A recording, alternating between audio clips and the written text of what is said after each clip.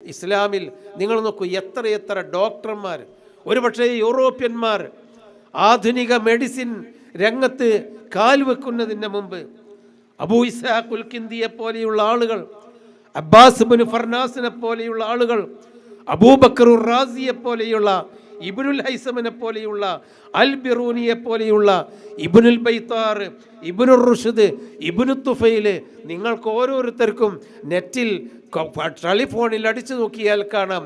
ഇവരൊന്നും കേവലം ഖുർആൻ ഓതി ജനങ്ങൾക്ക് പള്ളി ദർസുകളിൽ കിതാബ് ഓതി കൊടുത്തിരുന്ന പണ്ഡിതൻ മാത്രമായിരുന്നില്ല. ഈ കൂട്ടത്തിൽ കർമ്മശാസ്ത്ര പണ്ഡിതന്മാരുണ്ടായിരുന്നു, മുഫസ്സിറുകൾ ഉണ്ടായിരുന്നു, മുഹദ്ദിസുകൾ ഉണ്ടായിരുന്നു, ഖുർആൻ പണ്ഡിതന്മാരുണ്ടായിരുന്നു.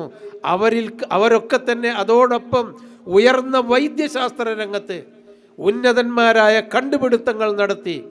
തതദാവോ, അല്ലാഹു തആല രോഗം ഇറക്കിയിട്ടുണ്ടെങ്കിൽ അതിൻ്റെ കൂടെ മരുന്നും ഇറക്കിയിട്ടുണ്ട് എന്ന ആ ഹദീസിൻ്റെ പിന്നാലെ പോയി ചികിത്സകളെപ്പറ്റി, രോഗങ്ങളെപ്പറ്റി, ഈ ഭൂമിയിലുള്ള ചെടികളെപ്പറ്റി, ഇവിടെയുള്ള കെമിക്കൽസുകളെപ്പറ്റി കൃത്യമായി പഠിച്ചു മനസ്സിലാക്കിയ അവസാനത്തെ നൂറ്റാണ്ടുകൾക്ക് മുമ്പൊക്കെ ജീവിച്ച ഇബ്നു സൈനിയ, ആധുനിക വൈദ്യശാസ്ത്രത്തിൻ്റെ പിതാവെന്നറിയപ്പെടുന്ന, ഇന്നും യൂറോപ്യൻ സർവകലാശാലകളിൽ, മെഡിക്കൽ കോളേജുകളിൽ ഇബ്നു സീനയുടെ ഗ്രന്ഥമാണ് വൈദ്യശാസ്ത്രത്തിൻ്റെ റഫറൻസ് എന്നതാണ് ലോകം അംഗീകരിച്ച ഒരു തത്വം. അവിസന്ന എന്ന് പറയുന്ന ഇബ്നു സീന റഹ്മത്തുള്ളാഹി അലൈഹി മഹാനായ ആബിദായിരുന്നു, സാഹിദായിരുന്നു, പണ്ഡിതനായിരുന്നു, ബിഷഗ്വരനായിരുന്നു. ലോകത്ത് ഇസ്ലാമിക ശരീഅത്തിൽ ഹിഫ്ളുൻ നഫ്സ്, ചികിത്സാമുറയെ വളർത്തിയെടുക്കാനും വികസിപ്പിച്ചെടുക്കാനും എണ്ണമറ്റ പണ്ഡിതന്മാർ, ഞാൻ ഈ പറഞ്ഞ റാസിയെ പോലെയുള്ള, കിന്ദിയെ പോലെയുള്ള, ഇബ്നുൽ ബൈത്താറിനെ പോലെയുള്ള, ഇബ്നുർ റുഷ്ദിനെ പോലെയുള്ള, അതുപോലെ തന്നെ ഇബ്നുൽ ഹൈസമിനെയും അൽ ബിറൂനിയെയും പോലെയുള്ള ഉന്നത ശാസ്ത്രജ്ഞന്മാരോടൊപ്പം ബിഷഗ്വരന്മാരുമായിരുന്ന ഈ പണ്ഡിതന്മാരെ നിങ്ങളൊന്ന് കമ്പ്യൂട്ടറിൽ അടിച്ചു നോക്കൂ.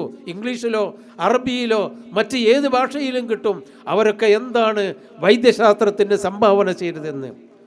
ഈ ചരിത്രമെല്ലാം തമസ്കരിച്ചുകൊണ്ട്, ഇല്ലാതെയാക്കിക്കൊണ്ടാണ് മലപ്പുറത്ത് ഇന്നും ഇതുപോലെയുള്ള മാട്ടും മന്ത്രങ്ങളും നൂലും ഈ തരത്തിലുള്ള ഈ മുടി കുത്തിയ വെള്ളവും ചെരുപ്പ് നനച്ച വെള്ളവും അതുപോലെ തന്നെ ഈ ഓൺലൈൻ ദിക്റുകളും ഓൺലൈനും സലാത്തുകളിൽ കൂടിയാണ് ചികിത്സ നടത്തിക്കൊണ്ടിരിക്കുന്നതെന്ന പ്രചരണം നടത്തുന്നത് സഹോദരങ്ങളെ.